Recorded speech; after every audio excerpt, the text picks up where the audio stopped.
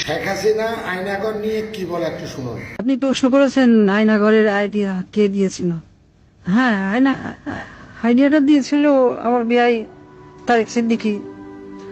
সেই সবকিছু করেছে। গুলি করে মরার দরকার কি?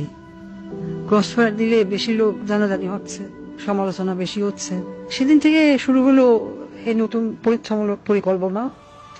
একটা ছোট্ট ঘর, 3.5 ফিট বাই 3.5 ফিট, ওইখানে নিজের কোথাও ভালোভাবে শোনা যায় না। হ্যাঁ, আমরা প্রথমে কিছু বিরোধী নেতাকে তুলে আনলাম, এই বিএনপি, জামাত, ছাত্র শিবির, ছাত্রদল, কিছু সাংবাদিক, ওদের জায়গা হলো সেই আয়না ঘরে। প্রথমে কয়েকদিন ওরা দেয়ালে ঘুষি মারত, আমাকে ভিডিও কলে দেখানো হলো, ভিডিওতে আমাকে দেখানো হলো ওরা দেয়ালে ঘুষি মারত, দল্লা ঠেলে বেরোনোর চেষ্টা করছে। তারপর কিছুদিন দেখি শুধু উপরের দিকে তাকিয়ে থাকে।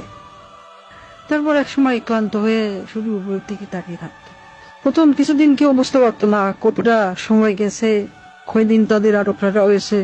খাবার অনেক কম দেওয়া হতো, খাবার কম দিতে বলতাম, পানিও খুব সীমিত। কেউ কেউ নিজের আয়নায় নিজের প্রতিবিম্বকে দেখে সহ্য মনে করত, নিজেকেই আক্রমণ করা শুরু করলো। নিজের দেয়ালে নিজের হাত দিয়ে ঘুষি মারলো, হাত রক্তাক্ত করলো।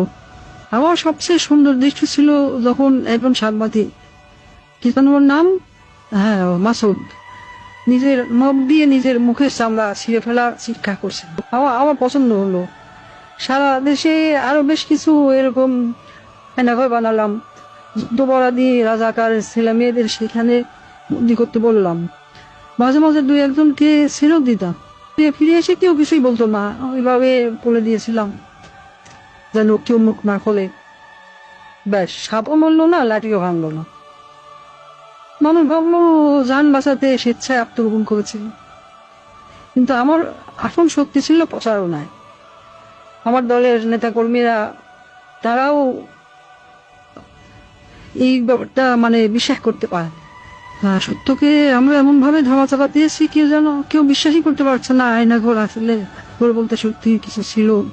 আমি হাসলাম, কারণ কেন জানেন, একবার যদি সত্য মিথ্যাকে আর মিথ্যাকে সত্য বলে চালিয়ে দেওয়া যায়, তাহলে আর কিছু করার দরকার নেই।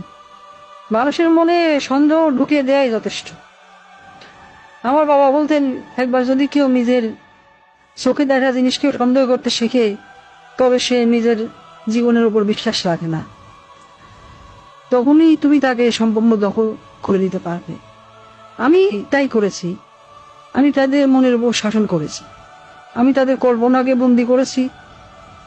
হাসতায় আজও মানুষ সন্দেহ করে আয়না ভালো বলে সত্যি কিছু ছিল।